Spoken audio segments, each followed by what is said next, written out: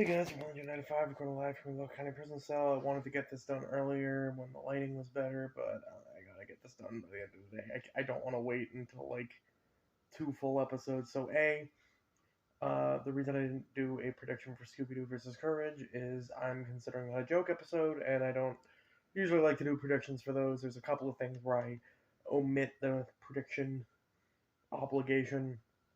Um, right now we're at joke episodes and mythology, just because like how am I supposed to even though I've done joke episodes like myself, but whatever. um but I do need to do an actual regular death penalty video at some point, and I just didn't have one that I felt incredibly comfortable. And I don't really feel incredibly comfortable about this one, but this has just been the one I've been most recently talking about. So this is M. Bison from Street Fighter and All for One from My Hero Academia. This basically started from I was thinking about Bison versus Shao Kahn from way back when, and I was like, and how when they redid a Shao Kahn fight, it was Akuma Shao Kahn, and I thought, Bison Shao Kahn wasn't wrong. Like, that's not the incorrect matchup to do. It's just that one of those characters is way stronger than the other. Um, and then I started thinking, like, Bison really doesn't get enough respect as a character. I like M. Bison. I think he's cool, to be honest with you. So I started looking up some Bison fights, and this one came up, and I thought, that's actually pretty awesome. And then, of course, the more you think about it, you're like, actually, there's a lot of connections. I mean, these are two individuals. They lead the primary villains of their universe. They have, they've tried to put their powers into vessels to take over. Once they die. Um, they created an evil, not created necessarily. In Bison's case, he did, but they have what's considered an evil power or a misusable power in their universe that inadvertently created an opposing good power that was designed to counter it. It's pretty, like, it's actually pretty awesome. And however, there was, as much as I like the show, I was worried about the what did I call that? Like the problem I had with like Star Wars. And I think I brought it up in Vader Obito, where it was like one character, like when you have characters that are like um the the the successors to other characters, they end up just being like, another version of that same character, so it becomes really monotonous or really hard to make a death panel about them, because it's like Pain is just a worse Obito, who's just a worse Madara. um, Ventress is just a worse Maul, who's just a worse Dooku, who's just a worse Vader, who's just a worse Palpatine. Like, you know, Luke is just a worse Obi-Wan, who's just a worse Yoda. Like things like that. Where it's just like a reskin of the same character, essentially. Like, they can all pretty much, like, every Dragon Ball Z character can essentially do the same thing. Some of the very few of them have explicitly unique abilities, but pretty much they can all do the same thing. But that's neither here nor there. I was worried about that, about putting what's his name, the hand guy, Shigaraki, in one, but we'll get to that when we get to it. So, Bison shouldn't really need much explanation. I guess that not everyone's as big of a fighting game fan, or as much exposure to fighting games as I've had over the years. I'm not professional or anything. I don't really play them, to be honest with you. I've just had a lot of friends that do, and I have played them a lot. But yeah, I mean, Bison's the iconic villain of the iconic original villain of Street Fighter, and he's the head of the Shadaloo organization, which is the major crime syndicate of the Street Fighter. And he was generally he's considered born into a gypsy tribe. His birthplace is never explicitly given, but he's been stated that he's either but his stages are either in Thailand or Brazil. So usually he's considered to be one of those two in the movie. In the Chun-Li movie, he was from Ireland, but that was kind of stupid. Um, so yeah, he eventually learned how to weaponize his soul by expelling all good from his body and creating what's known as psycho power. And like I said, in the process, inadvertently creating soul power, which is used by Rose. And Rose is one of Bison's like enemies. She's like destined to destroy him or something.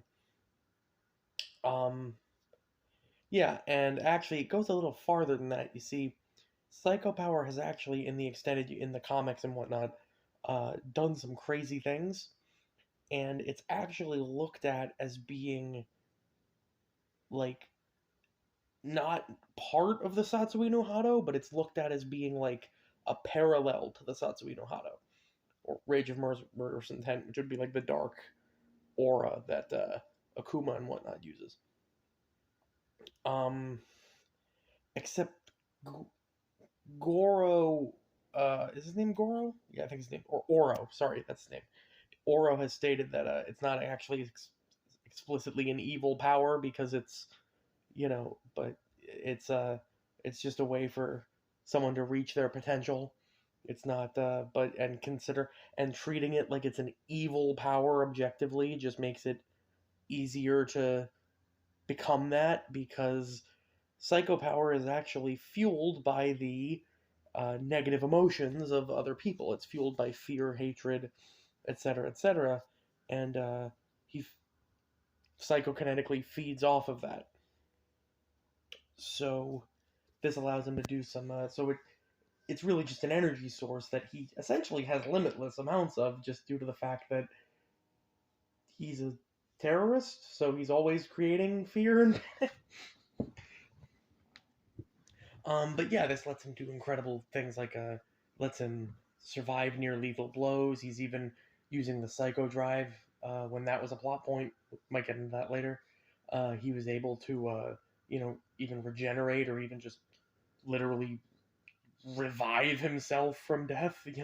Like create a new Bison out of nothingness. um, he's able to. He has incredible strength. He can increase his movement. He can teleport. He's been shown to he can control minds if somebody's been previously exposed to psycho power. He can uh, use energy projections like psycho cannon, or surround himself with a force field and use like the psycho crusher. He can using the psycho punisher, he can create shock waves from the ground. He can again, he can jump like dozens of feet in the air. He can, you know, flip despite being like 80. He can do all that. He can do all this crazy stuff. And he is also like, this makes it sound like, okay, well, everyone in Street Fighter. Yeah, well, this guy actually is considered to be on par with some of like the top level threats in Street Fighter.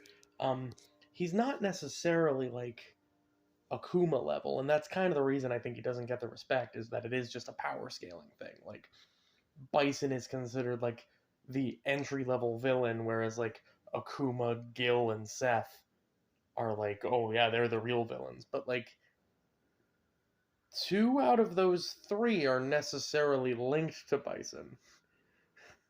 You know, he's he's like the Heihachi, or the I mean, that's a fighting game example. He's like the My Hero Academia actually is a decent example. I've always thought that they did a really good job at not having villain decay, even the villain who literally decays. But yeah, like he's still like very much in the in the middle of things. But yeah, I mean, he's had buildings fall on him. He's survived the Shingoku Satsu um by manually removing his soul from his body, which is another thing he can do. That would also mean that he would have to be able to react to Akuma attacking him. And if we scale Akuma to Ryu, that puts him at like bullet dodging range, you know? So, reaction time, he's going to be up there. And yeah, I mean, also, again, if we take into consideration things like the Psycho Drive or him having countless Seth bodies, um, to put his soul into after he dies, he could potentially be immortal, but that's very debatable whether they would do that or not. But yeah, I mean, it's M. Bison. Just play Street Fighter, and you'll you get it. Going into All for One, I have to keep reminding myself which one it is. Is it All for One, or is it, because it's also his name, but it's also the name of the quirk, so it's really confusing sometimes. So All for One is actually kind of like the predecessor of the villains in My Hero Academia, but that's, again, there's a big story there. And he is the big bad villain who was the big bad villain when All Might was around, and he's actually the reason at the beginning of the series that All Might can only use his powers for so much at a time, and why his internal organs are so damaged. Because even though he was pretty much gotten like crippling injuries uh, in his fight, All Might also gave All for One some pretty bad injuries too. He blew half his face off and everything. But yeah, that's because All for One is actually the reason that All Might's quirk, One for All, is a thing. He inadvertently created it. See, because All for One's quirk is to absorb and transfer other people's quirks. He can literally take the quirk out of you, the quirk being a genetic mutation that gives somebody a special power. He can physically take the quirk out of you, store it, or just give it to somebody else. And in his time, we've seen him have dozens of different ones.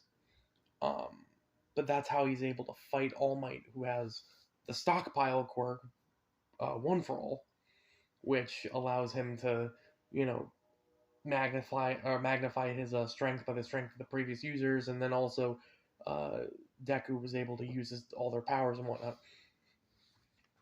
But yeah, All for One was also temporarily shifted into another villain who, like I said, that's where we fit in the preparing other vessels to take over and everything. This is what these two have in common. But eventually, spoiler alert for anyone who hasn't read the manga, which was me like 2 hours ago, All for One actually does end up returning as himself, and he does actually end up getting his full powers back and getting himself at his prime and beyond his prime even. But we'll get into that in a second. His actual...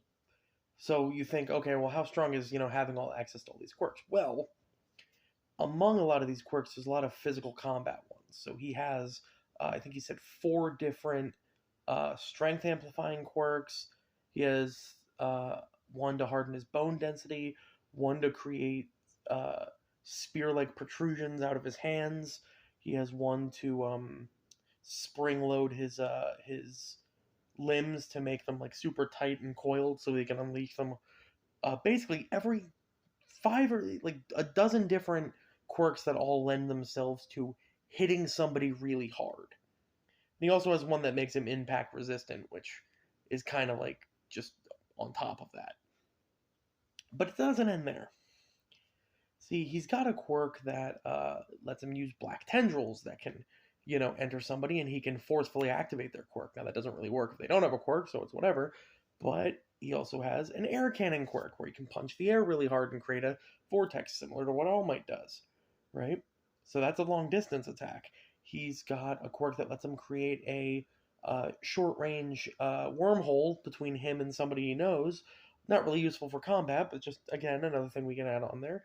He's got a quirk that lets him use mind control. He's got a quirk that lets him levitate. He's got a quirk that lets him shoot lightning. He's got a quirk that lets him, like, this guy has just dozens and dozens of powers that just lend himself to every situation. Another one among those is, I think it's called the Impure Beam, And this is important because while he does take damage from this, I think it even like ripped his arm off or something when he used it. He was able to uh, damage Gigantomachia and Tokoyami's Dark Shadow while it was in its Light of Balder form, which is its stronger form. He was able to severely damage those two. And later, when he got more powerful, he actually took on those two, plus Hawks and Endeavor and Mount Lady at the same time, which is absurd that he's able to fight that many high level people at one time. Due to the fact that he actually has a age reversing drug. Now, this drug, I'll just mention it now in case we end up using it later. This drug is one of many drugs that the League of Villains have actually implemented. That this allows him to like physically rewind his physical existence, right? So he can, I believe it was Ares' quirk in the show. He's able to literally make himself like regress his physical appearance, not just his appearance, but like regress his body to a previous state. And but the downside is it doesn't stop, and he will eventually just be like stop existing after a while. So it is considered to be used a last resort. But when he did use it, it did make him younger and younger until his powers were actually his physical body and powers were at a point that were far beyond they ever were at his prime when he had started doing this. Literally an homage to you know, if I were 20 years younger, I could do this or that, you know. So, I mean, it is really ridiculous. And when you consider the scaling of the characters, when you consider Gigantomachia literally slept in a mountain, when you consider that Hawks can can fly across a city in a matter of seconds, when you consider that, Endeavor once made an explosion that covered the sky over an entire city, you know, like these are ridiculous, feats of scaling. But getting into a fight here now, on first glance, we definitely consider that I think one for or all for one would kill Bison, at least from a physical aspect, right? He would beat him to death. Do Bison also has, like I said, he's got things like teleportation. He's got things like, you know, all this soul stuff and everything. But do I think that he's well? How do I put this? So, okay, there's one variable here, and that is, do we give them their kind of like hacks stuff at full power? Because again, Bison can transfer into another host, or he can, like I said, if we give him the Psycho Drive, that basically makes him immortal, where he just reappears after he dies, um, and the Psycho power in the Psycho Drive is actually similar to uh, the de-aging drug because it actually does slowly deteriorate Bison's body every time he uses it because of the insane amount of psycho power being pushed through it. But that would be a way to basically make him unstoppable, similarly to, the de-aging drug. Now, is it fair that we give all for one the de-aging drug and Bison doesn't get access to this innate, device that his, like, power is hooked up to? That's 50-50. I don't think you would do one or the other. I think you would give them both access to one, or you would take away both. If you take away both, I think all for one wins. If you include both, or like I said, if you give Bison the ability to go into like a Seth body and then continue fighting, this would have to take place in like a Shadaloo headquarters, but I don't know. That's a very specific variable, so maybe they wouldn't include it. But point is, with all of Bison's like soul manipulation stuff, and with his ability to like transfer soul into other stuff, um, there's no real counter to that in All for One's arsenal, and like I said, if he's using that, like Bison can just keep going, and there's nothing you can really do to stop him. Um, and if we do give All for One the age regeneration drug, that puts him on a clock. It's not like immediate. You know what I mean? It's not like he'll die or he'll stop existing like within the next few minutes or something. But eventually, like in theory, there's nothing stopping Bison from seeing him get younger, dying, getting put into another body, and then being like, I'm just gonna wait, you know? So that could happen in theory, but my if you give Bison the ability to go into other bodies, I think that adds too many possibilities for him not to win. Pretty much. So it depends. I guess if we're going with just the base level stuff that we see of them, we're probably gonna go with All for One. If they felt like going all out with Bison and using that as an excuse to give All for One everything that he has going all out, then I think Bison might take it. But that's where I stand. But yeah, wanted to do one more before Courage versus Scooby came out. So anyway, Rebel Engine 95. See ya.